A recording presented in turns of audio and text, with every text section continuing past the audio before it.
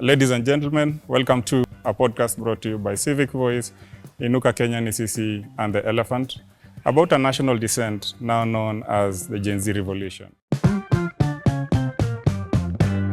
In a democracy, your voice becomes a vote. But what happens when that voice becomes a target? Yusuf is my name, and Shakira Wafula is our guest today.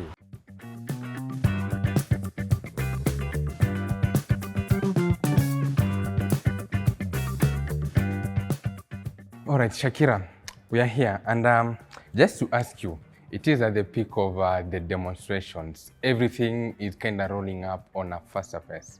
We are not going anywhere. We are rejecting the finance bill. Parliament tutafika. Niskume. I'm here for Kenya. I'm here for my people. I'm here for your rights. Nitoe. Nitoe, Baba.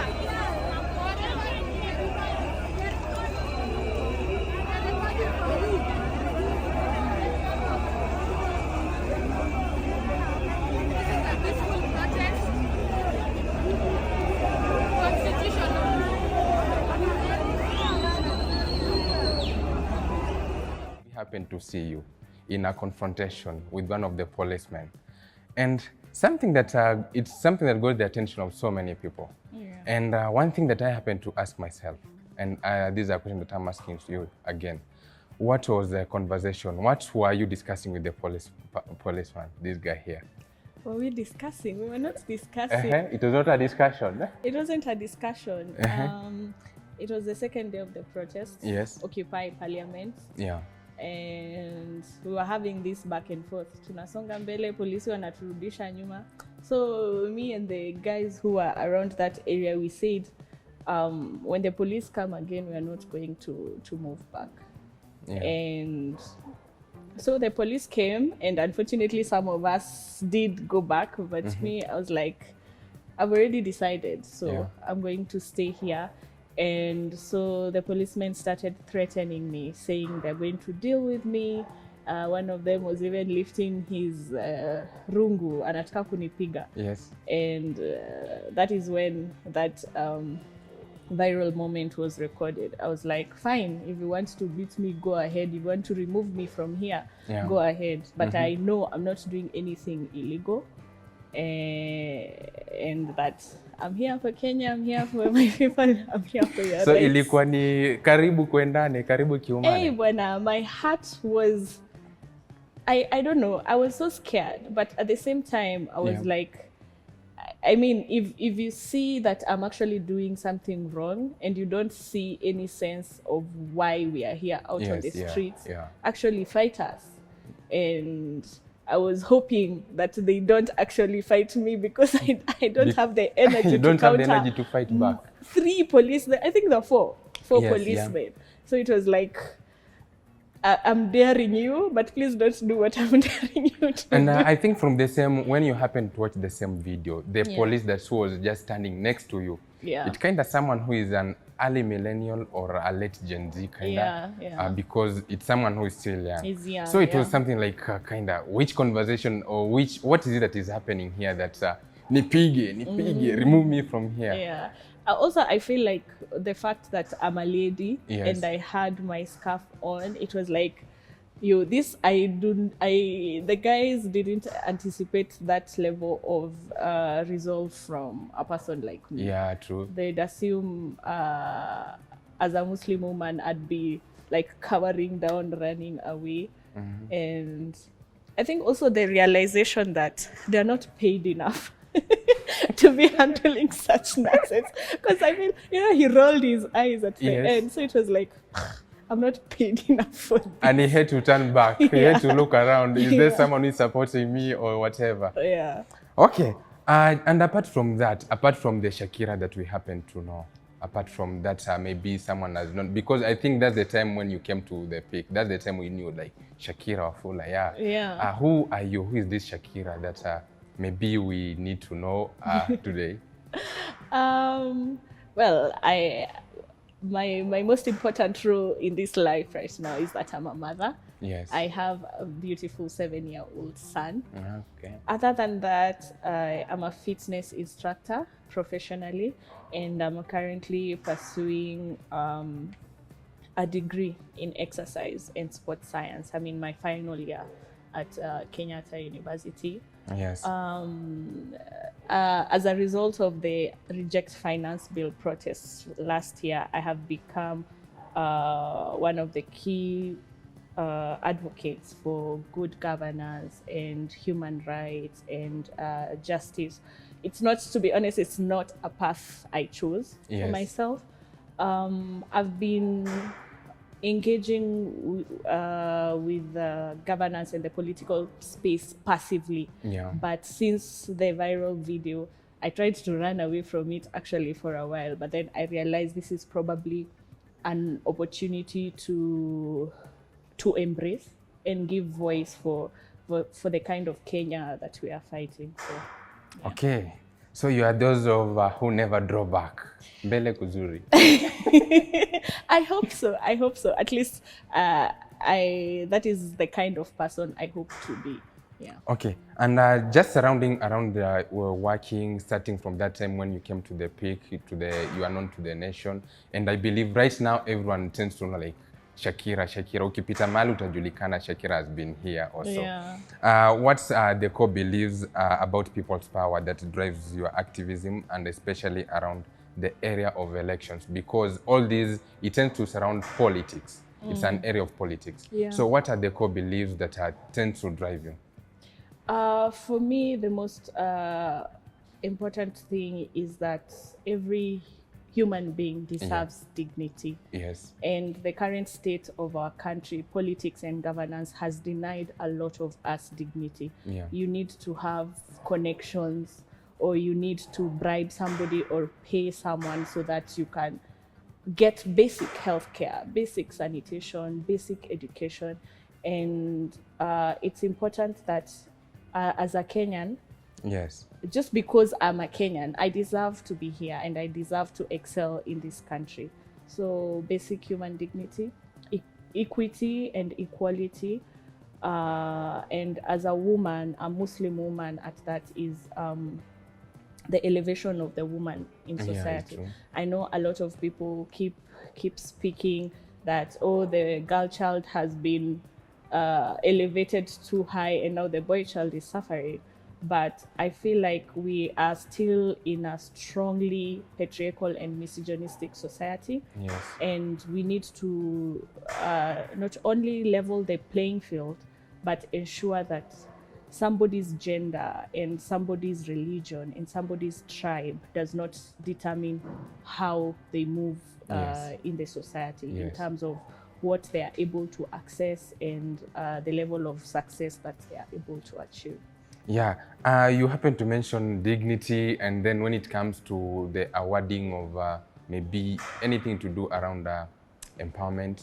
Yesterday I was just going through social media, that's X, initially Twitter, and I happened to come across a post that was saying, we live in a country and in a society whereby for you to gain access to any, maybe a job opportunity or any empowerment form, you must be knowing someone. Yeah. And for you to reach the someone you know, you must be having something to give to the watchman. After the watchman, I have to give something to the secretary. And after the secretary, I have to give someone to the PA. Do you believe that's the country that we are in currently? That's the environment we are operating in? Unfortunately, yes. The term "you should know people," ama jua watu, it's so common because that is the reality we are living in. Yes. I am yet to meet an individual who hasn't needed to bribe somebody or needed to look for a connection so that they can get a service from our country. An example is passport application. Yeah. I applied for a passport and I had to wait over 6 months. 6 months? To get not just biometrics, to get, what is this they do? What is the word? I forget. They need to check if you're a citizen of this country, and it happens to Muslims especially. Yeah. So just for me to get an appointment so that they can go get me through this interview and ask me these questions and do this investigation, it took 6 months. And even before I got this appointment, I had to go back home to my parents and ask, like, do you have a friend? Do you know anyone who works at Nyayo House so that they can help me push for this? And unfortunately, this is what happens. Even applying for birth certificates, now going for passports, looking for a job, getting admission at schools. Unfortunately, that's how our country works. You must follow the process of lazima ujue mtu. Lazima ujue mtu. And you happen to mention that maybe the process is kind of delayed because of you are a Muslim. Yeah. So is it on the basis of religion or what? There's a lot of different factors, and that's why I'm saying, for me, equity and lack of bias with whatever identity is attached to you. I am a woman. I have been in spaces where I've been denied services, or services to me have been limited on the basis that I'm a woman. Yes. I've been in spaces where services have been limited to me on the basis that I am a Muslim. I've been in spaces where somebody looks at me and they're like, oh, your name is Wafula, or oh, your name is Wanjera. So I'll offer you service because of your name. Of your name. Yeah. Siasa za Kenya. Mambo ya identity politics, it's just, I don't know how we got here, to be honest, but I really hope we are able to work around this thing of who are you, where are you from, who do you know, so that you can be helped in I this think country. it's something that is kind of rooted, and maybe if I can say the rootedness, it started from the invention of the country, like when we had Kenya after independence. Like that's the time when we had this thing of tribal whatever kind of finding its roots. And given that now we are at this level, it's kind of, we're just seeing the fruits, but the roots themselves, they're kind of somewhere. Yeah, definitely. I keep saying, as a country, we need to heal, not even as a country, as a society, as an African society, we need to heal from the effects of colonization. Because even with the independence we were given, we were not truly given independence. It was designed, it was orchestrated in such a manner that it landed us here where we are right now. So we need to heal from the impact of colonization, and what we are living in right now is neo-colonization. So we also need to find a way out of that as well. Okay, then with that, I believe that with independence, we need first to find independence within ourselves. Yes, before for we sure. call ourselves an independent country.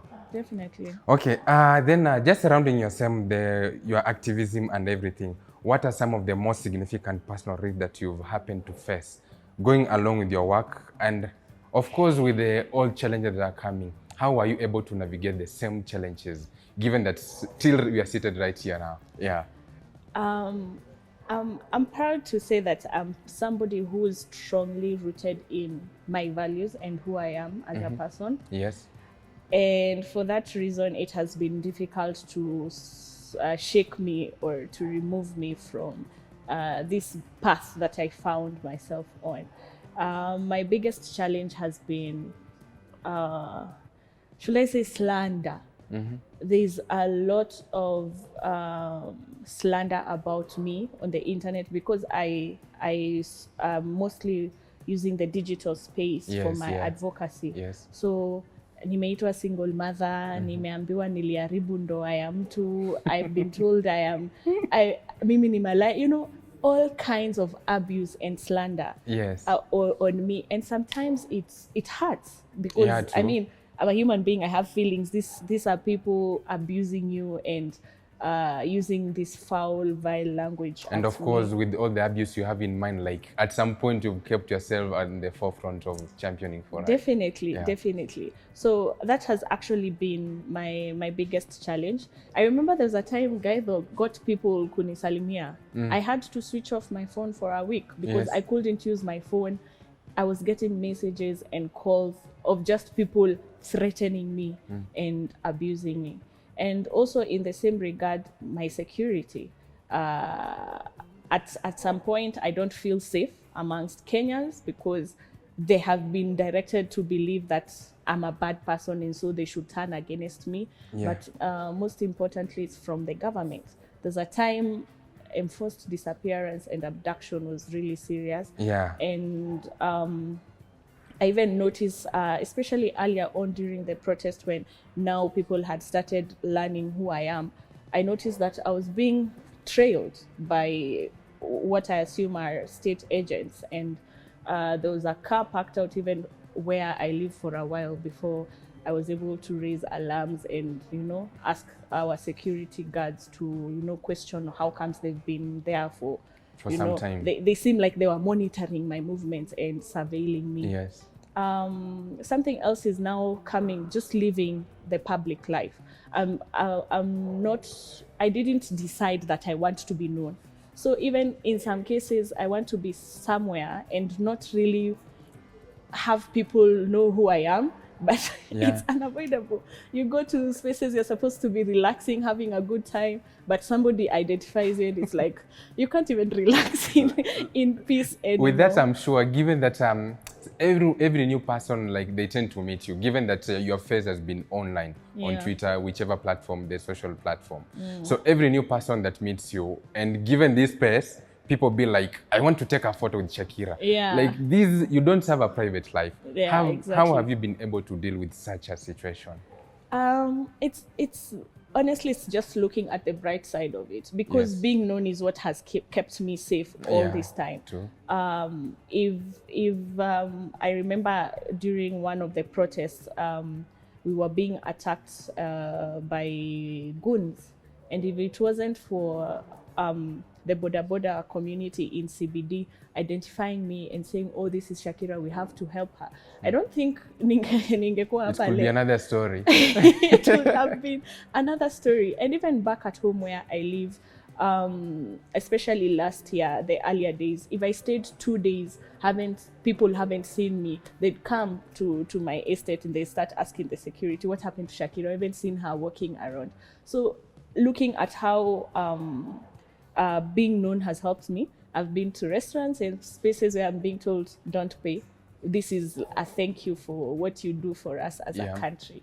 And just focusing now on the good side. And I feel like being known has also helped spread the message of a better Kenya and justice. Because anywhere I am, people are like, oh, when you're Gen Z, face of courage. Like, I represent somewhat giving people hope that our country can be better. And despite now the challenges that I face, I choose to focus on the positive aspect of it. Okay.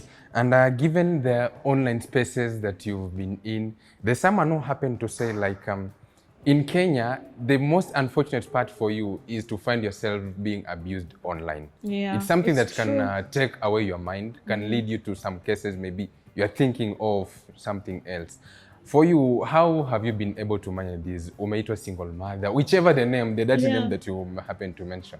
How have you been able to manage this? Because mimi nakwambia, ningekwambia, it could be another confrontation with someone, but how have you been able to tackle that? I mean, sometimes wanachagua mtu na nashuka na yeye vibaya. I know, sometimes people would assume that ati nitakuwa mpole, I'll take it in grace and be nice. So sometimes that doesn't work. Ikue. Unachagua tu mtu mmoja, and seriously, I've been at a point where I'm like, let me look. And then I go into somebody's profile, look at the social media, I look at where if I talk about it hurts them most. You identify I'm not the even weak proud points. to say this, but that is what I do. I identify it, na nashika yeye, na naanguka na yeye, until it's like you can't come back from that. But a lot of the times, I've noticed most of these people who are out here sending, using foul languages and abusing you, it's people who have their own pain. They have their own problem. So ignoring it sometimes also works. And not, like I mentioned earlier, I am somebody who's rooted in my values. Like, I know and accept myself for who I am. So it really takes a lot of energy for somebody to like shake me and make me feel like, by the way, I shouldn't be speaking out or things like that. So yeah, you just, every situation is kind of different, and the fact that I'm able to continue showing up every day because I know the kind of country that I want. I know why I speak out every day, why I am loud and proud about it in the first place. So sometimes it's taking each situation as it comes, and Yeah, I think the most principal thing is online people should just heal. To avoid having such a kind of abuse, throwing words to people. It's true, because I mean, you can imagine if for example, you're a young man, you are able to get the privilege of studying until university. Yes. And now you're out here looking for a job, years on end, you're not getting a job. I've had a lot of young people complaining they're not able to start families because they can't even take care of themselves. So how do they start taking care of people? Yeah. And then you just see this lady online, and a lot of people assume that I don't work hard for. I mean, it's by fluke that I am where I am today, to be honest. But it's not that I sit down and do nothing and wait for opportunities to come to me. I do put effort on my side, and it has turned out the way it has turned out for me. Yeah. So there's an aspect of, what does she have that I don't have? That I don't. Or what is she doing that I'm not doing? Yes. So that I can be able to access all this. So there is, to be honest, there is a pain because of the current situation in our country, and sometimes I try to be empathetic to people's situation, and that's why I'm telling you, sometimes I go through somebody's social media to understand who they are, and if I just find this is somebody who's just foul and vile for no apparent reason, huyo ndo naamua naanguka na yeye kabisa. But we do really need to heal as a nation, and that healing can only start from changing the governance that we have, and now working towards justice, not just for the people who are affected this year and last year in the protests. We have a whole history of people who've had injustices, and they haven't been able to recover from that. Talk about post-election violence, talk about flood victims, talk about people who've been internally displaced from, boundary conflicts and things like that. We even have families from the colonial era, Mau families. Some of these people, they're still suffering as a result of what happened to them during the colonial period. So we do have a lot of healing to do. Yeah, watu wana makovu mengi sana. Okay, just from what you've happened to mention in terms of the insecurities, we have the kidnappings, the killings, and of course the abductions. Do you think it tends to derail the movement that we had initially, the Gen Z movement, or did it fuel the movement to a great extent? At the beginning, it somewhat fueled the movement because it was like, you're going to abduct us, you're going to kill us. Yes. So we are going to come out and show you there's no way you can kill all of us. Yeah. There's no way you can abduct all of us. But I feel like it reached a certain point. Mostly I feel like after the past Sabasaba this year, the fact that almost half of the country was in a lockdown because of the police manning various parts of the country to ensure that no protests happen. They tended to do very early in the morning. Yes, they started very early in the morning. But then, unfortunately, they ended up going to people's residential area, and people were killed in their homes. You have the case of that young girl, Bridget. Is it Bridget Njoki? She was barely 13 years old, and she was killed while watching TV in her house. And after that, over 400 young people were arrested in various parts of the country, and they were given weird charges. About 70 of them were charged with terrorism. Terrorism is like one of the big charges that you can have upon you just because you are out protesting. Yes. And you'll find like some of these young people were not even actively involved in the process. They were just just because they fit the profile of a young person, you look like you could have been protesting. Yeah. They take you in and charge you with arson or destruction of property and things like that. So after Sabasaba, I feel like our activity has slowed down, and not because we don't have this zeal for change, but because there's a level of disillusionment and fear that we are doing a lot, we are losing a lot, but we are not seeing the change that we'd like to see. Like the government has shown us they're willing to continue killing people, injuring people, arresting people. They don't care. So like how can we continue doing this and we are not seeing any impact of what we are doing? Okay, then you happen to mention like people are given charges of maybe whichever the charge that they were given, like terrorism attack. And from the mention, I believe that it's a constitutional right for every citizen to air out their views. Yeah. Then does it mean like there is a problem with our justice system, the legal justice system? Definitely. Look, for example, Kesia Rex Masai. Yes. He was killed in broad daylight. Yeah, Everybody true. knows who killed Rex Masai. And up to today, we are still at the inquest stage. We haven't even started a trial. We are still at the inquest to determine whether this person is worth being taken to trial over the death of Rex Masai. Look, for example, the case of Baby Pendo. How long did it take for it to be resolved? And look at the kind of resolution that we were given.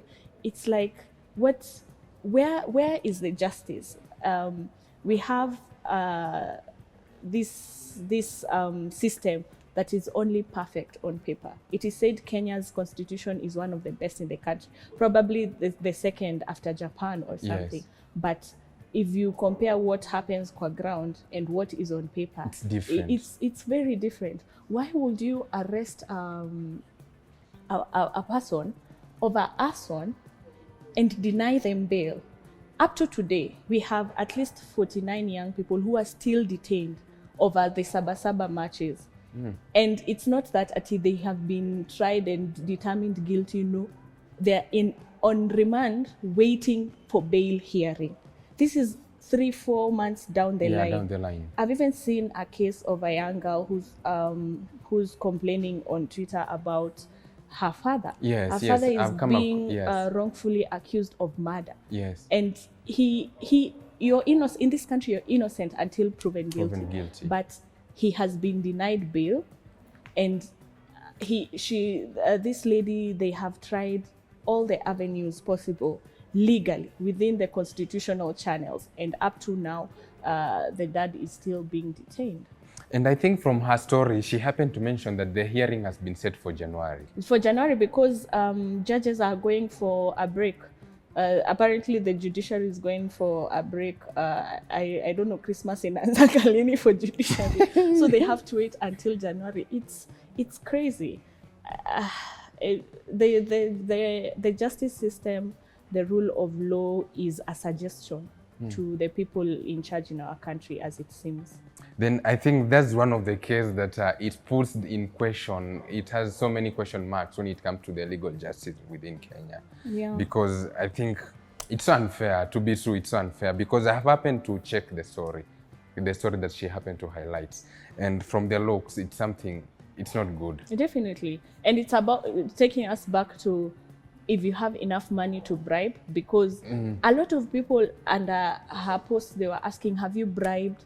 Have you looked if you know so and so? So just because this family don't have connections, they are not able to bribe people. That means they're going to be denied justice. Then from that discussion of giving out bribery and knowing so and so, I think it's we Kenyans, some of the Kenyans, we ourselves, we tend to feel this matter of corruption. Because why should, in asking for the legal, just to follow the legal procedures for something to happen fairly, why should I ask you, do you know so and so? Have you gone to so and so? Because it has been normalized, unfortunately. That is the Kenya that we live in. It has been normalized.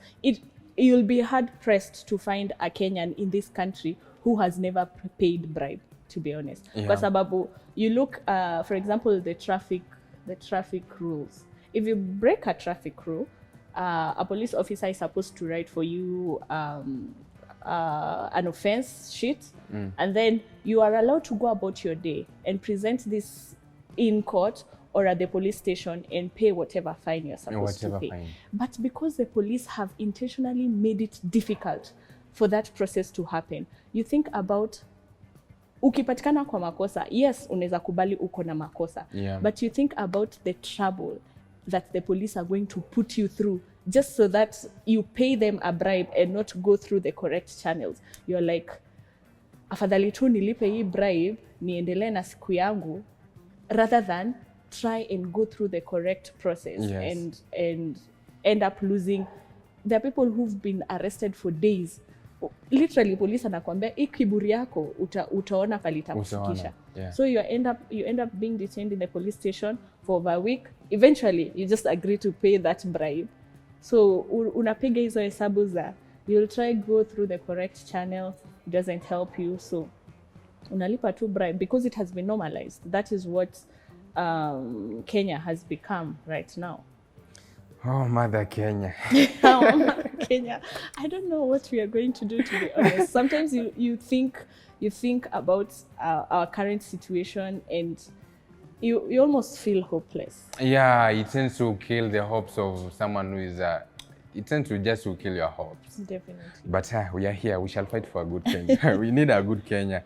And of course, from the same discussion around the kidnapping and the killings, how do you define safety for yourself and the other activists in such a hostile environment? Because yes, I believe for you as an activist, you are facing your own challenges.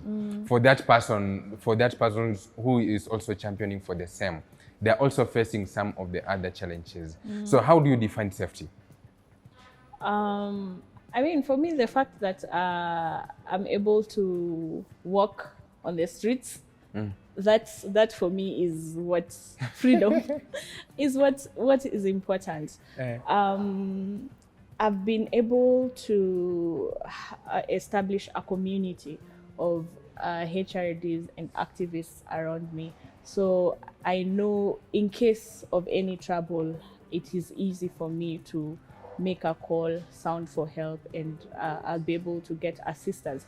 Again, the fact that people know me, if for whatever reason something ever happens to me on the streets, people will be like, that's Shakira. So we need to assist her, and that is safety for me. And I really wish a lot of people could be able to move around in our country like this. So I acknowledge that this is a privilege, and hence why I am happy to do whatever it takes to take advantage of my privilege to ensure that we are transforming Kenya to the type of country that we'd like to see. Okay, just from the recent story that tended to happen, we had 2 activists within Kenya that happened to be in Uganda. And the president of Uganda, he came out to openly say that we had some activists from Kenya, tuliwashika na tukaweka kwa fridge for some time. The impunity, oh God. And it's it's something very unfortunate to happen. And of course, it's something you see, like you find it's totally unfair to mention. It's totally unfair. So for these people, it's something that, and it took long, and even for the state to act. And for the person who tended to intervene, it's the former president, Uhuru Kenyatta. So for these kind of people, how do you define safety for them? Because I think for them, it's kind of like, it was unfair, something totally unfair to them. And the foreign agencies of Kenya, they never intervened for them to be out on time. Like, how is it? Do you know there's more Kenyans currently being held in various prisons and military bases in Uganda as we speak? And one of the reasons why it wasn't easy, but Nick Oyo and Bob Jagi are now free, is because they are known. And that's why I'm saying this, being known for your work and what you do is a privilege. And there's a lot of Kenyans in Uganda who are facing injustice, and not just Kenyans in Uganda, Kenyans in Kenya who up to now we don't know who they are, where they are. Their families are still looking for them, but because of their numbers and the fact that that this information about them is not well known, Yeah. the pressure being applied for their release or for their safe return home is not the same. So there's an unfairness to it, and it's very difficult for me to say how I would define safety, putting these things in mind. And that's why we keep working towards a democracy that works, because in an ideal democracy, nobody, regardless of who you are, nobody is allowed to capture you and detain you without any reason. Especially the government. The government is supposed to be the number one entity responsible for their citizens' safety, Yes, yeah. and their freedom within the country. And EAC is a community. Kenya, Uganda, Tanzania, and Rwanda, we are supposed to be like this one solid block. True. Movements within this region shouldn't be limited. Yeah. Business and just making a living across the block shouldn't be limited. So to be honest, it's hard, but is our reality, unfortunately. Then I think the East Africa community, they just tend to sit down and review everything surrounding safety. Do you know the East African community is united in two aspects? Us as citizens who are being tunanyanyaswa, Yeah. tumeungana. Look at what is happening in Tanzania right now. There's a lot of complaints already that Kenyans are the one Going to demonstrate in Tanzania. They're the one wanachochea what is happening in Tanzania. So as citizens, we are united against this dictatorship, against the lack of true democracy and bad governance. And then on the other hand, we have the union of dictators. I mean, all injustices happening across the region. These presidents look like they're working together. Because for Museveni to say that he has put our citizens in the fridge, and the response of our government is, do not take your activism to other people's country. I mean, surely. how do you talk as a leader in this country? How do you say, in fact, it is okay if people come to your country, arrest them and torture them so that they learn a lesson? The fact that we have an example of Maria. Maria used to live in Kenya, and it was Tanzania's government that were in cahoot with Kenya's government to try and abduct her here. Yeah. And if it wasn't for the citizens of this country, Maria would have gone missing and wouldn't true. have known what was happening to her. So the dictators have come together and they are working together. But on the other side, the citizens have also come together and they're working together. And I feel like eventually the people's power is the one that is going to take the day. We are the majority. And we are the ones who are supposed to be protected by this region, by the government. So this dictatorship union that is happening, they should be warned. The people are arising and we're going to take over. Yeah. So we had the elections in Tanzania. Currently in Kenya, we are having the voter registration. And just to mention, with the active voter registration that is ongoing, and the official data from the Kenya youth, it says that nearly the youths of Kenya, they nearly make 75% of the population, but few are turning up for the same registration. And we know that through the voting process, that's where we tend to elect like the leader that you want. Like, who is this responsible person that you want to lead you? And so is there a movement or a strategy that you guys are coming up just to make sure that this voter registration, it reaches the 75 or closer to the 75% of the youth, because they are the majority. And the turn up in voter registration is kind of quoted to be low. So is there a strategy that you guys are coming up with just to make sure that come 2027, we are going to have a leader who is competent enough to lead us? Yeah, a ballot revolution is what we are looking at right now. Like I mentioned earlier, being out on the streets, we are being unheard and we are suffering as a result of it. And the ballot seems to be the remaining hope that we option. have for now. And given our level of, like, to be honest, Kenya is advanced in terms of, again, the constitution that we have on paper and where we are as a democracy. So I feel it is possible for Kenya to achieve a change through through elections.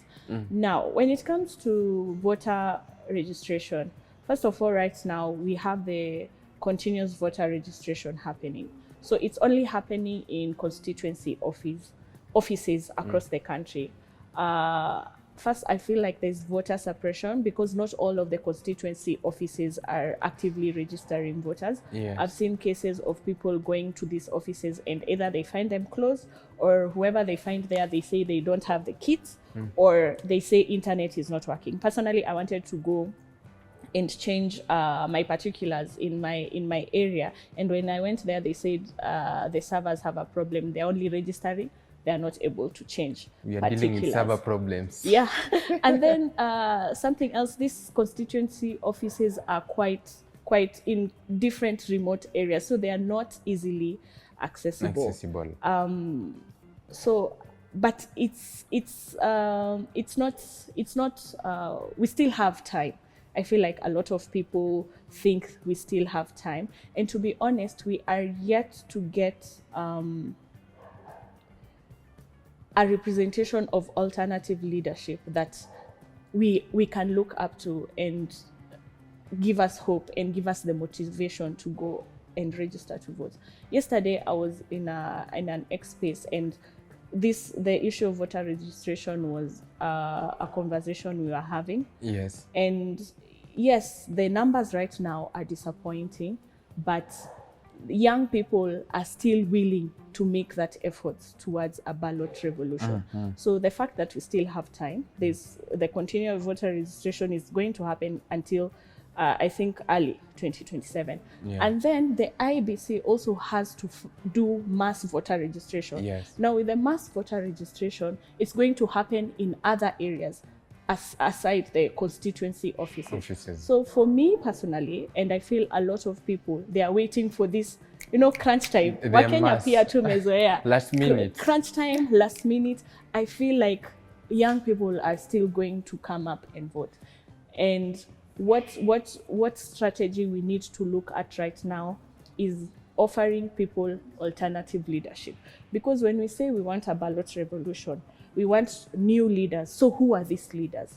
We can't say we want good governance and we don't have people to select. If you look at the current people in elective positions, most of them have been in politics for years on end. Yeah. So are we willing to offer ourselves as this alternative leadership and then give the people that hope that actually let us put our baskets with this guy, let us hang our hopes with these people. Hopefully they are going to change things. So I don't think we are at that point of like we are saying people are not going to vote. We were underestimated. Remember, we were called digital wankers. And when the moment was ripe, people showed up. So I still believe in our generation, young people. When the moment is ripe, we are going to show up and make a difference. Okay, and just apart from that, do you believe that for these people to do the voter registration, for the Gen Zs and any other person who is at the right age to carry out voting, do you think they understand like it's their right and it's under the constitution, it's their right for them to participate in this? Because I'm sure come 2027, we still have a section of them that they will not take up the voting. And given that's the feedback that something that you happen to benchmark on the 2022. Najua majority of the youth, they never voted. Because during the demonstration, you see that majority of them, they happen to say like, these are fault that our parents happen to do. We tried for you guys to go and vote, but you happen to land to fanya like, nimanguka kwa mafuta. Yeah. Yeah. I mean, 2024 showed us that right now, the average Kenyan right now is not the same average Kenyan that we had back in 2022, yes, to be honest. There's this political awakening and conscientization that happened as a result of the Reject Finance Bill protest, and that's what we intend to ride on up to 2027. In as much as the current political class are doing their best, wanamwaga pesa, wanaendelea, like we have a president who's not a president in the office. He's busy on the streets campaigning and talking giving to out people. money. So they are making an effort, but the average Kenyan right now, si wale wa kudanganyika, tunasema wajinga waliisha, and it is now a matter of converting this political conscientization to a tangible result with the election. So again, when the moment is right, trust you me, Kenyans are going to come out in large numbers and they're going to register to vote, and they're going to select leaders who are willing to serve the interests of the common mwananchi. What we cannot do is underestimate the efforts being put by the current political class, because they have everything to lose. Literally, they have the power, they have money, they have all this access currently. So if we are to take this away from them, think about this person who's protecting everything that they have. Yes. So they have everything to lose, but the upside, we have nothing to lose. Nothing to lose. So we have to give it our all. Because, I mean, what is that saying that we had rather die standing up with our decencies and our dignity as human beings, rather than agree to die, to fall knees. on our knees and live like that. Okay. Manze, I hope come that time tujitokeze vizuri sana. I believe Wakenya na waaminia. Imagine after 2024, I believe we are going to show up and we are going to make the necessary change. And also look at like, even there's some sort of wave that is happening, not just in Kenya, but across the world. Across, look at what happened in Bangladesh, in Nepal, in South Korea. It's time. Young people have said it is our time. They keep telling us we are leaders of tomorrow. Tomorrow never comes. Tomorrow is here. Yeah, tomorrow and we is are here. people who have understood the certain levels of living standards that is, it is basic. Basic. Everyone deserves to at least get that basic level of human dignity. And we are not that lot to sit back and watch as injustices continue to happen. Okay, Shakira, let me ask you this. Along this line, as you fight for justice, along your activism line, do you at some point, do you feel discouraged? Like, what's that one thing that tends to reignite you back to your personal drive, so that you continue with the process of fighting for justice? I do feel discouraged sometimes. I mean, it's part of the human experience. I remember back towards the end of last year, that's when the abductions were at its peak and forced disappearance, nini, and akina Kibet Bull, they were being held, and we were trying to like do petitions across different institutions, and then planning for a protest. And that's when I noticed that I was being monitored by, like, physically, and that we had planned the protest for 30th. And that morning I woke up with this deep, heavy feeling of sadness, because we were out protesting in June, we are out protesting in July, August. Here we are in December. The year is coming to an end, and things are actually they felt like worse than they had been previously. Yes. But one of my colleagues,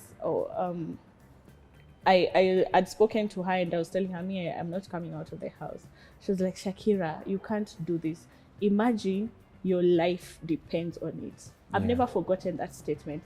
Literally, not just my life, my family's life, my son's life, and all Kenyans' lives depend on it, because you could be literally sitting in your house and you're going to die because of impunity. You're going to be killed by, they call it a stray bullet, but a bullet that has been fired cannot be stray. Regardless of who it lands on, it was fired as a result of impunity. You could be living your life, you get cancer, but you go to hospital and they tell you your cancer is not progressed enough for us to offer you services as SHA.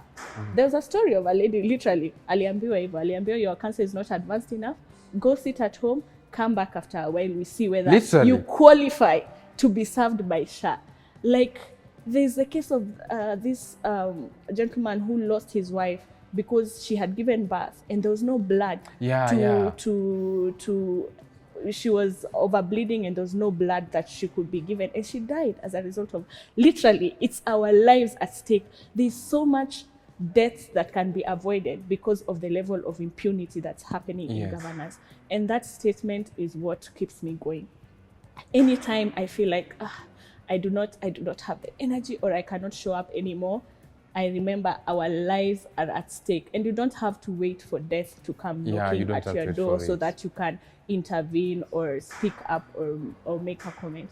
And like I mentioned earlier, I have a community of strong human rights advocates around me who allow me to reminding me why we are showing up, what we are working towards, and also who allow me to take a break. Like as a human being, it reaches a point where you are actually literally, physically, emotionally, and mentally tired. And when you reach certain points, there's nothing you can achieve. So the fact that they allow me to take a step back, recuperate, rest, spend some time in, peace, quiet, not solving problems and putting out fires everywhere, and then come back energetic with resolve to continue with this fight. It's those two aspects are what keep me going. Okay, and just to dwell on the same question, all along the process, like, this person, we are with this person fighting for the same cause, and all along the line, you see, like, they tend to change their trend. They take another, like, they tend to deviate. I don't know, wasaliti, mtu amekusaliti. Like, I know this thing, it tends to, like, does it tend to discourage you from the cause? Definitely, it's discouraging. First of all, you feel like, oh, we have been through this together. These are the efforts that we did together, and then you decide to cross over to the other side. That is somebody who has given up. Who has given up on the hope that Kenya can be better, who has given up on the efforts that we as citizens are putting towards ensuring that there is accountability in governance and justice. And so I feel, to be honest, I feel pity on them. So if I look at it that way, I don't feel as bad and as sad as one would say, because I mean, how do you just give up? And then you don't have a spine to stand firmly on the values that you believe in. But also there are people who from the word go, their goal was selfish interest. So over time, this has been revealed to us. So just console yourself with the point that they were never part of us in the first. To begin with, they were just pretending and riding a wave. Anasema ni mbweha amevalia ngozi ya kondoo. Ndio hivyo kabisa. And of course, for some of them, they mention like them joining on the table. Like, wanataka kuingia hapo serikalini, we want to see ourselves there. Like, it's some sort of collaboration so that they can be heard. So just to ask you this question, do you think this aspect of convergence and collaboration, how does it, like, it tends to be something unfortunate for the Gen Z? Then what's the best way, like, for you are opposing that thing? Like, it's being unfair. What's the best thing, like, way to make a better political change in the country, given that collaboration and convergence is something like it doesn't work for the majority of the Gen Zs? There's that statement a lot of people like saying that you cannot change anything until you're within the system. But look at individuals who have gone to try and effect change within the system. Hao ndo tunaita wasaliti. Hao ndo tunasema they have lost their way and strayed, and now they have become part of the oppressors. The thing is, the way Kenya has become currently, it is difficult to effect change within the system. Once you join, it is either you collaborate or you exit. There's no other way. And that's why when we talk about the ballot revolution, we need new leaders across all levels. We are not just saying Ruto must go because we want another president. No, we are saying Ruto must go because the type of impunity and governance he represents is what we do not need. So we are selecting new leaders from MCA, women rep, senator, governor, and now who else? It's 6 posts, the members of parliament, and then the president. We cannot effect change if we are changing the president and then we return the same members of parliament to parliament. And we cannot effect change if we are electing new members of parliament, and then the head na MCAs huku chini are the same people. No, we need a complete overhaul. Change, yeah. Tukisema drain the swamp, tukisema fagia water. This is what you need. Our house is dirty. Yes. Look at now the concept of a dirty house. When you're cleaning a house, you don't clean one specific spot or in and a then certain leave circumference and leave everywhere the else and say you are in a clean house. That house is still dirty. So kama utafagia, you fagia everywhere. You fagia kila kitu so that the entire area is clean. And that for me, I don't feel it's possible to say ati I'm going into the system so that I can change the system from within. The system as it is right now, if you're one person, it's like a drop in the ocean. Yes. You add one fresh drop in the saline ocean. The ocean is still saline. Yeah, so you just saline. need to drain the swamp kabisa and then start afresh. Fagia water. Fagia water. I keep repeating fagia water, and this is something even in the last election. Yes. The theme fagia water was there, but I don't think a lot of Kenyans were able to relate with it much. Yeah, with the theme. I am hopeful that come the next general election now, it works out. We can work out. And to be honest, this the kind of change that I'm talking about is somewhat idealistic. To be honest, we can't say we will achieve 100% of it in 2027, but 2027 is going to be a step towards the closer right to the direction. goal. Yeah. Oh yeah. We say we initially, that's the goal that we have in 2027, tusongea karibu. And of course, just to ask you this one, along the process, we are having young, these are the agencies or new faces coming up to say like, come 2027, I want to champion for this, I want to campaign for these seats. I want to bring this kind of change because we are tired with having these old faces. We tend to recycle the same kind of being within the political sphere. And so the young people, they are quoted to be disruptive with the Gen Z demonstrations. As much as tulisema the demonstrations, as equal specific for Gen Zs, it was generation zote for any person who wants change. So they said that they are kind of disruptive because of how they advocate for their issues, how they give out their grievances. So a number of them are championing for the same elective seats. Right from the MCAs, and I see like we even to the presidential seats, we are having new faces coming up. How do they package themselves in a manner like that? Come that time, they're able to win these kind of seats, or they're able to be elected in these kind of positions, and they're also able to convince the masses. Like, yes, as much as we are championing for or giving our issues in this manner, we are able to address the same kind of issues that are affecting the people. So how are they able to package themselves in a manner that is not seen as disruptive, more so by the other generations, given that they have been there, like the millennials, the Gen Evo. Yes. Yeah. Being called disruptive. First of all, yes. We are disruptive because we are destroying the status quo as it is.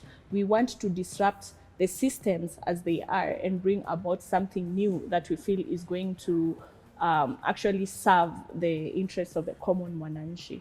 But the way disruptive is being used, it's propaganda. Yeah. Even the way Gen Z started, it was started to kind of delegitimize what people were out on the streets doing. Yes, majority of us on the streets were young people. Yes. But because it's a reflection of our current population, majority of us are young people. Are youth. But we had Gen Z, we had millennials. If anything, I feel like the biggest contributors towards the 2024 protest, it was actually millennials. But we also have our parents' generation as well. Wanaitwa ni boomers ama wanaitwa akina nani? The boomers. Because a lot of us young people, we are unemployed. We don't have like this access to finances, but there was money. Remember, Kenyans raised over almost 30 million, I believe. Yeah, during the protest to cater for funeral and medical expenses. Where was this money coming from? These are individuals who are not necessarily young, but they believed in the cause of what young people were out on the streets doing. We were out on the streets and we were being given food for free. For free. We were given water for free, masks. There was medical aid, first aid being provided on the streets. Not everyone was a young person. So I don't think a youthful leader is hard to package. There are people across all generations are already sold with the fact that young people are willing to effect change. Yes. So what we are supposed to do is continue with the political education, continue with the political conscientization, so that Kenyans do not allow themselves to be wooed back, because it is wooing the current political class is doing, to be wooed back, to allow themselves to vote for these people again. We've already seen there are people who are not willing to serve the interests of the common mwananchi. Yes. They do not care about how much they steal, how much they kill, so long as they remain in this state of power and whatever. So it is just ensuring that Kenyans do not forget. This memory has to be kept alive. Yeah, true. So selling the young alternative new leader is not going to be difficult. It is combating now the efforts of the current political class. And I feel like it's doable. It's doable. Yeah, it's but possible. also remember, youthfulness is not a qualification to be the alternative leaders, because we have seen, again, when you wanaitwa wasaliti, wenye wameenda wamepotoka njia, they're still most of them are young people. So we as a country, we need to identify what is these values that are going to bring us together, and what are these values that we are going to aspire. Because if we say youthfulness is the only qualification when it comes to leadership, even currently in parliament, we have a Kenya Young Parliamentarians Association. Yeah. All the people in that association are young people. What have they done for this country? Yeah. Oh yeah, so for those people that want to go for those elective seats, msiogope, go for it. Definitely. Yeah, mutapata tuzo viti.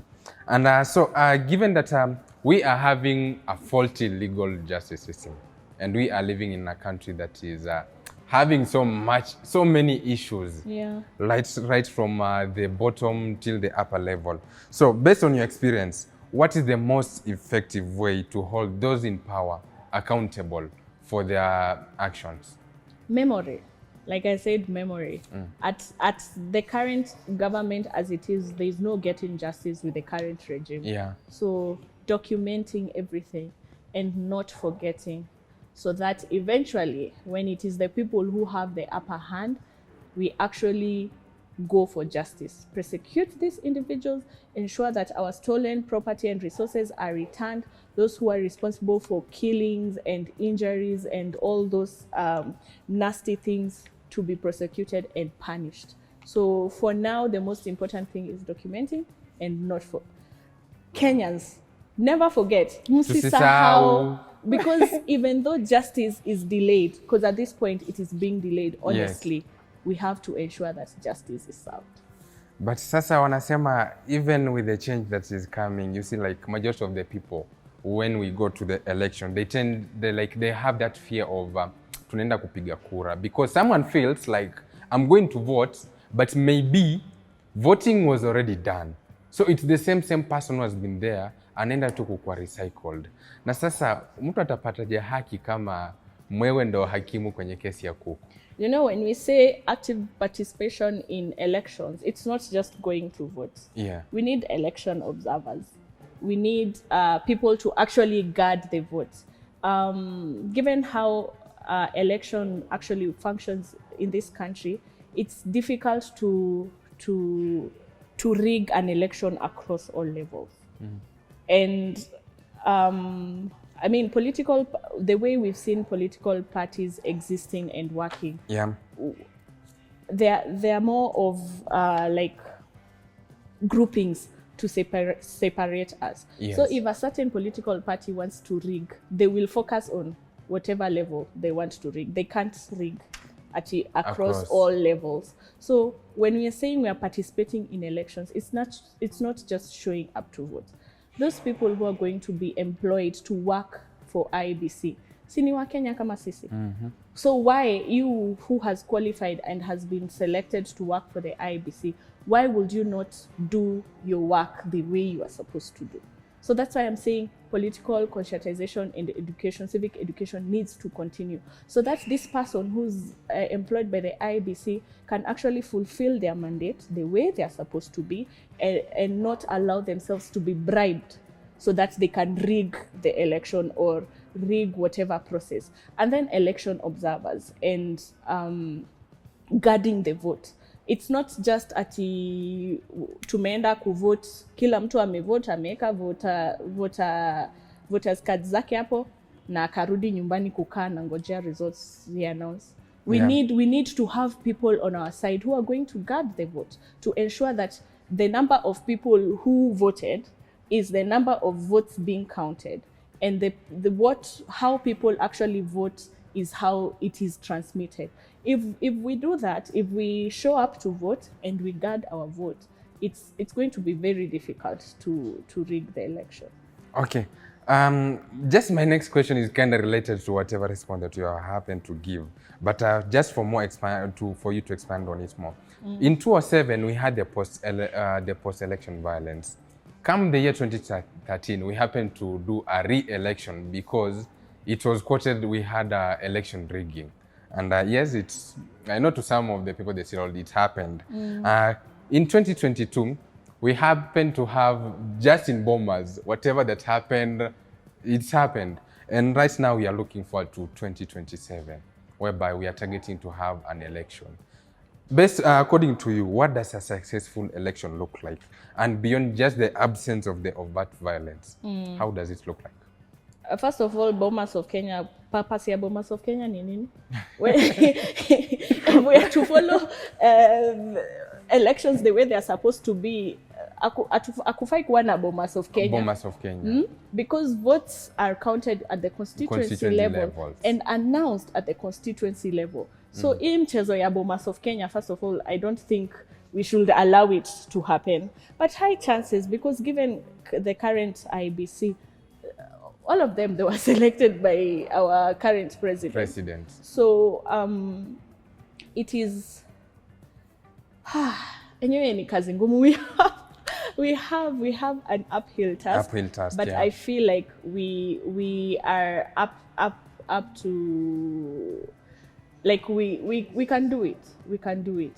And there's also that fear of what has happened in Tanzania, for example. Because Suluhu aliamua kuji-announce as a landslide winner of the presidential seat. And akasema 32 million people voted. And she got, I think, 31 million of those. Million. And those votes were counted within one day, apparently. And we saw what happened. Majority of the country never even voted in the first place. Yeah. So, if we organize as citizens of this country, we'll have a majority of us as the people against that political class, against that oligarchy that is determined to maintain the status quo. It is going to be a lot of work, but we need to realize when we realize and understand how big of a task we have ahead, we can get ready, can gear up, belt our trousers, and put in efforts. Okay, with the unfortunate that tended to happen in Tanzania, Najua Suluhu, we don't know like whom she competed against. She didn't compete against anyone. There are actually 17 names on the ballot on the presidential list, but probably 15 of them were churas kutoka CCM. Ni chura wake tu wamekwa hapo kuzuzua watu, and I don't think Kenya can get to that level, to be honest, because Tanzania is still working with an old constitution. And Kenya, we've had the privilege of being able to have the Constitution 2010. And currently, it's not hopeless. Tanzanians haven't lost hope. They're still organizing, and we are doing our best to offer our support through digital spaces, through creating awareness of what is happening in Tanzania, and invoking different institutions to ensure that there's actually what is the term? I don't know, sometimes when I speak Kizungu inapotea the appropriate terms, but to conduct an investigation either through the UN, the AU, the SADC Union, to do an investigation and to form an interim government, to like almost what happened to us during the post-election violence with Kofi Annan coming in, to ensure that actually Tanzanians get the change that they need. Because for them right now, their biggest thing is they need a new constitution. The current constitution as it is very impunitive. It doesn't consider it is more colonial set than it is towards democracy. I actually came to learn recently in Tanzania that once an election has been declared, you cannot contest it in court. In Kenya, at least you're able to contest an election in court. And I feel that is why Suluhu was in such a hurry to, declare that she has won. So for people to realize the power that they hold as a people, the fact that our constitution starts with all sovereign power belongs to the people should be motivation enough. Okay, but when you tend to visualize the occurrence of events within Kenya, it's something that happened to some points, and it's something that is there. Ni kama kuna kaukoloni fulani kama Afrika mwenyewe. We attend to, someone is coming up with some sort of dictatorship. You see, whatever that is happening in Uganda, it's some sort of, it's just dictatorship. Whatever that has happened in Tanzania, it's dictatorship that is there. So, moving to 2027, whatever that happened there, and we saw the deputy president from Kenya happened to be in Tanzania during the swearing in of Suluhu, of Samia Suluhu. So you tend to visualize, is it something coming 2027 in Kenya? Because this is an East African effect. Kenya, Uganda, Tanzania. Sasa it's happening in Uganda, it has happened in Tanzania, and it's awaits to happen in Kenya. So is it something we expect we are going to have some rigging, kutakuwa na ukora mwingi wa kura, just because of someone wants to remain in power? And given that now in Kenya, I don't think if we have an opposition, the opposition is within the people themselves. It's with the people themselves that tend to point out to finger point to the government.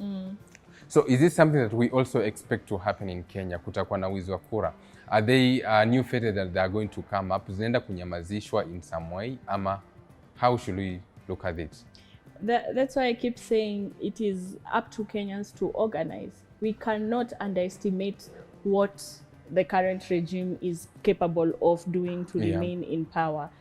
And if worse comes to worse and it is obvious the elections are rigged and the regime is not willing to hand over power, then whatever is happening in Tanzania is probably what is going to happen in Kenya. And we do not hope for that situation. So it is organizing to ensure that that situation is very difficult for the political class to achieve. I know poverty is the enemy, and there's a lot of money that is being poured. There's handouts, and people, even in the last protest, the way goons attack, those goons, some of them are people we know. They're people we know, but then they're this money that we've been given, I think some of them are given 500, some of them 1,000, some of them 2,000. I had one of them literally show me 1,000 note, and he was like, this 1,000 is the only one I have held this year. Na tulikuwa June. June is the 6th month. Ameshika note ya 1,000 for the first time. But it is this situation, it is poverty. So to organize to the level where people are not willing to be bought easily. Kuna watu husema take the money but don't do what you have been paid for. I mean, I don't know how possible that is, but if you're serious and meticulous about our organizing and planning towards the next general election, even taking that 1,000 and joining the masses to ensure that we actually have a free and fair election, it's going, I mean, these people are going home anyway. These people are going to be eventually be punished, be tried and prosecuted and punished for their lack of accountability and their impunity. Yeah. So maintaining that sharp focus, educating people, engaging people civically, and organizing towards the next general election, it's ideal. It's like my thoughts. I'm aware. I'm very idealistic, but it's possible. If everybody decides this is what we want and this is what we are going to work toward, it's possible. And having that knowledge that this is what the government could do helps us even prepare different efforts towards countering. And coming to organize will require unity. And I feel like that is what we lack right now as citizens. We have fragmented ourselves into different groups, and even those individuals who are considered frontliners during the Gen Z protest right now. A lot of them are not working together. So it is up to us to overlook these small differences that we have and decide as progressive members of this society, as progressive leaders, how do we come together? How do we work together and organize to ensure that we actually have a force? You've mentioned we don't have an opposition. The opposition is within the people. But the opposition that we have is not effective because we are not united. So how do we come together to organize and ensure that we actually form a formidable force against the political class as it is right now? Okay, and you happen to mention the aspect of unity. So in your opinion, do you think we have a section of the Gen Z that are kind of divided in opinion on the basis of the tribe lines? On tribal lines? I don't think so. I mean, tribalism is being pushed on us. We are being forced to inhale, breathe, live tribalism. But I don't think that's a divide that is going to be effective this time round. First of all, a lot of us are intermixed because of the intertribal marriages, and many of us are within urban setups. So even in as much as somebody could be Luo, somebody could be Luya, Kikuyu, they don't even identify themselves with their tribal and cultural identity to that extent, to the extent of they will alienate another tribe because of who they are. But the Odipo report, I think it was last week, but one showed that there's active efforts towards pushing tribalism. And again, being aware and being united and organizing against such propaganda and efforts is the only way out. And I think the issue of the tribal lines is something like it's being brought up by the political class that is currently there. Because I believe like kuna tu mtu akitoka, mwanasiasa akitoka tu hapa akisimama mahali, maybe in Kiambu or whichever region, like the first thing like ata mention like sisi Waluya, sisi wa Kikuyu, sisi wa Kale, sijui this and this. And I believe like carrying that notion, given that like majority of the people that they tend to be affected by this, those people like within the rural setting, wako ukule ushago, because your daily life tends to revolve around there. The people that you are going to meet, kama it's a Luya setting, the people that you are going to interact most with, they're Luyas. If you're a Kikuyu, within a Kikuyu setting, people that you're going to interact with most, they're Kikuyus. And just to mention, within the same setting, we have Gen Zs. Kama if they identify themselves like, anasema like, ai, uyo ni nani, uyo ni Muluya, ama some sort of that. And I believe like it's something that we Kenyans, we ourselves, we need to come up like, say no to such a thing. Haijalishi kwenye unatoka. Like someone who is able to lead, like hold all the capacities to be a good leader. Like they just need to be given that chance to lead properly. Definitely. Okay, moving on to our next. Given like surrounding all these spaces. You've been in the demonstrations, in the streets, you've had all the online abuse, your personal life has been kind of like you've had that infringement, you've been denied your private life. How do you protect your mental and emotional well-being while confronting all the issues, the daily issues? Yeah. Najua hapo ndo kuna changamoto. Definitely, but this is actually an area I thrive in. Like I said, I'm a fitness instructor, and I went into exercise for my own personal benefit as intervention because I was having some mental problems, and I saw how effective physical activity is. So my initial advocacy in the first place was about wellness, mental health, and general wellness. So the fact that I'm in the fitness space, it really helps a lot. I fight with weights and dumbbells and barbells, and that is one of the ways I use to maintain sanity. I'm also heavy on meditation. Yes. I do take time, usually first thing in the morning after waking up, just take a few minutes with myself to self-reflect and introspect. I literally ask myself, how are you? Like, how are you feeling? And identifying whatever emotions that I have and deciding how I am going to move throughout the day with these emotions that I currently have. Something again that I mentioned is having a strong community around me. I have friends, I have family, and they support me not just as a human rights advocate, but as an individual. I have very strong relationships with my family and friends, and I feel like having a support system is something very important, because even when your own internal self cannot help you be strong, cannot help you push, you have outside voices clapping for you, encouraging you, and telling you to continue. And again, knowing when to take a break. This mentality of I have to be the one doing it, and if it's not me, nobody else can do it. It has never helped anyone. You're just sacrificing yourself, and then you end up suffering. And to be honest, if, for example, God forbid, I was to drop down dead right now, does the earth stop spinning?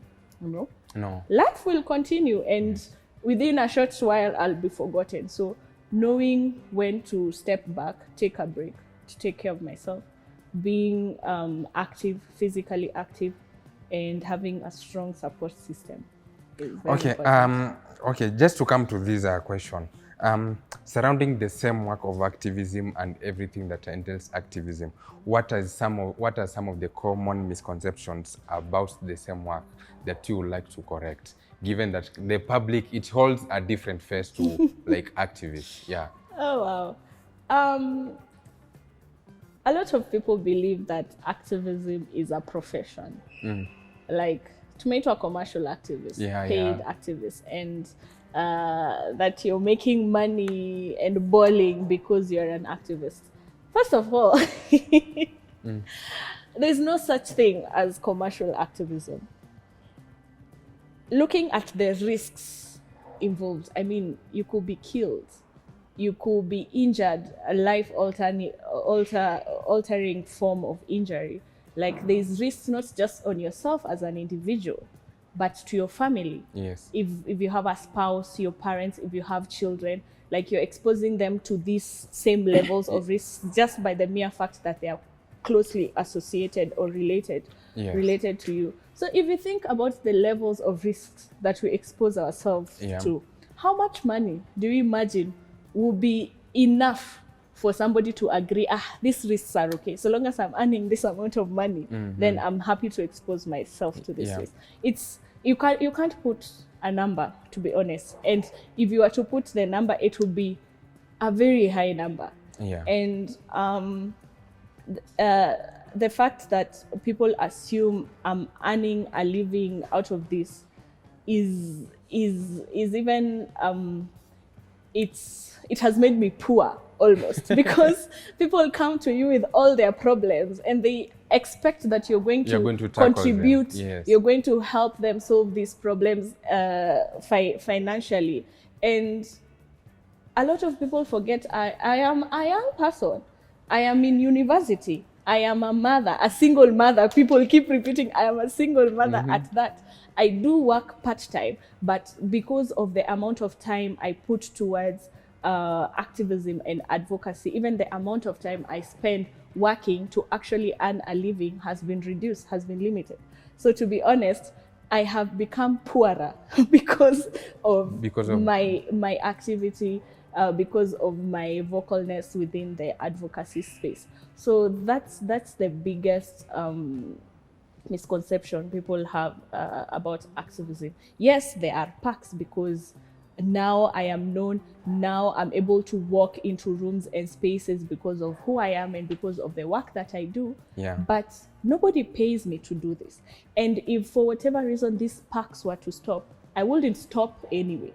I would continue doing what I know I can. I keep saying it's just showing up the way you can in whatever way you are able to, doing your best towards whatever cause that you believe in.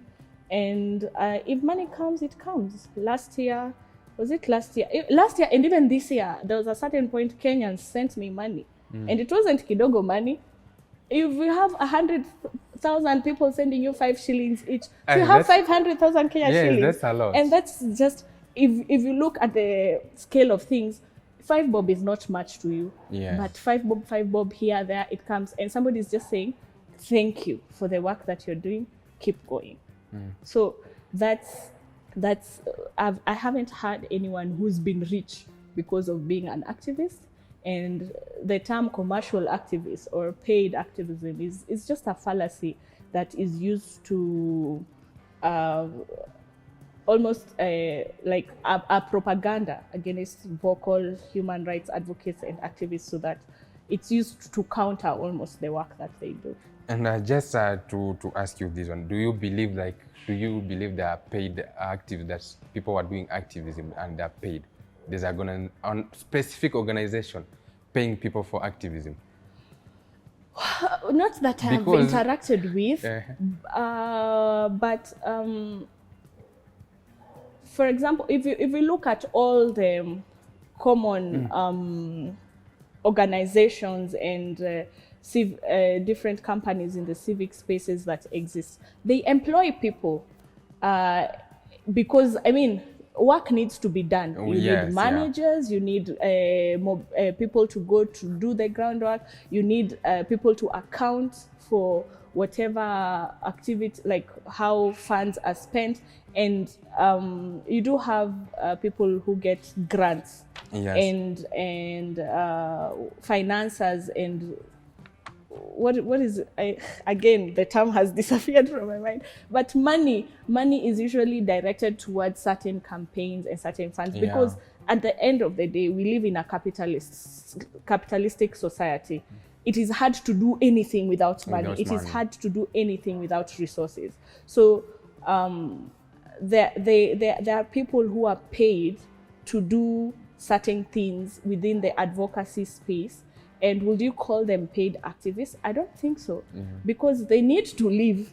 They need to buy food. They need to pay rent. They need to pay for their transport. So, and most of these people, again, they are people who, even if they were not being paid, they would still do the job that they are doing. So does that qualify as paid activism? I don't know. It's for people to decide. Okay, and I think people need to clear that notion of activism in a leap. Definitely.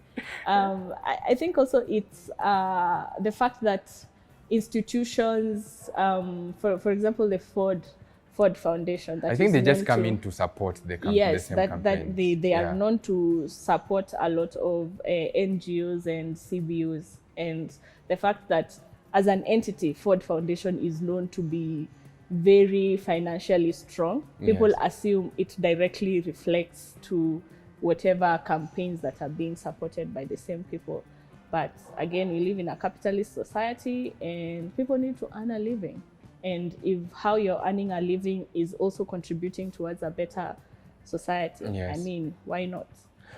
Okay, I think that's well cleared. And coming to our final, given that we are moving forward towards the 2027 elections, we are coming to the tunafikia ile kiwango ya kura where we are going to change, maybe carry out the change that we want. Yeah. What's your last check, given like we have the activists, we have the youth that are going to participate, we still have the people that are championing for a better representation. What's your final take to them?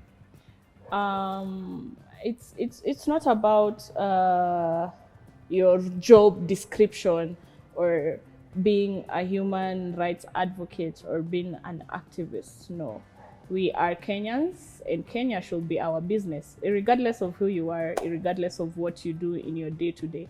And that's why I like introducing myself as an active citizen, because I show up within the spaces that I already occupy. As a mother, politically conscientizing my son, he grows up knowing right from wrong, truth from false, knowing, like my son is 7, but he knows Ruto must go, and he knows why Ruto must go. As a fitness instructor, showing up in the gym, it's because of wellness, physical activity, and having my clients understand why it is important to show up for ourselves physically, but also at the same length. While we are deeply engaged in physical activity, we also get to talk about the state of our country.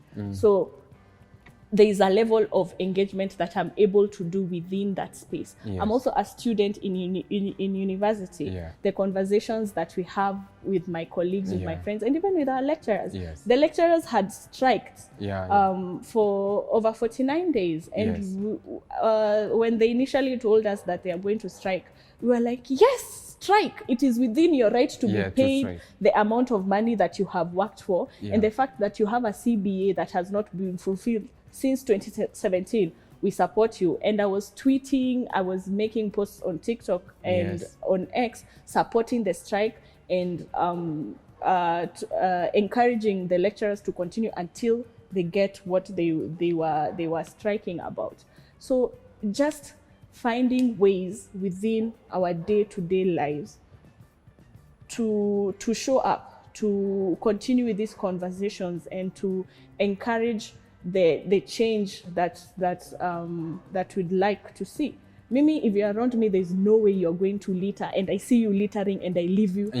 You will take that piece of paper, even if we're in a car, you're going to stop, exit the car and go take that piece of paper. Because we say we want a clean environment, we want to control climate change, but you're the first person throwing plastic outside the window. So it's things like that, being an active citizen, because being involved with what is happening in governance affects you. And imambo ya kusema ati, oh, I don't do politics, siasa se yangu. No. If siasa affects you like your day-to-day activity, the cost of bread, the amount of money you're paying for transport, the amount of interest that you get when you borrow money from the bank, it is all related to what is happening in governance. The fact that somebody can lose their lives within your community and people will spend years and nobody is punished for such a crime, it is because of the impunity that is happening in governance. So if we all recognize our roles as citizens of this country, we leave these labels of activists, advocates, what we understand. If we get accountable governance, if there's justice, it's going to serve all of us, not a select few. Okay, all right. So it's everyone's responsibility for a better change. It is responsibility, It is not just up to walendo activists. Kwanza, I usually, if anybody comes to my, because I get this a lot, anybody calls me or DMs me and says, ati si nyinyi mu complain about this, or si nyinyi mufanye hivi, I'm like, nyinyi, who are you referring to as nyinyi? You as a human being, you as a Kenyan, what have you done within your space to ensure that whatever you want us to do is being called out? All right, thank you, Shakira, for having you on this discussion. It was an amazing it was an discussion. amazing one. And yeah, to our listener, asante sana.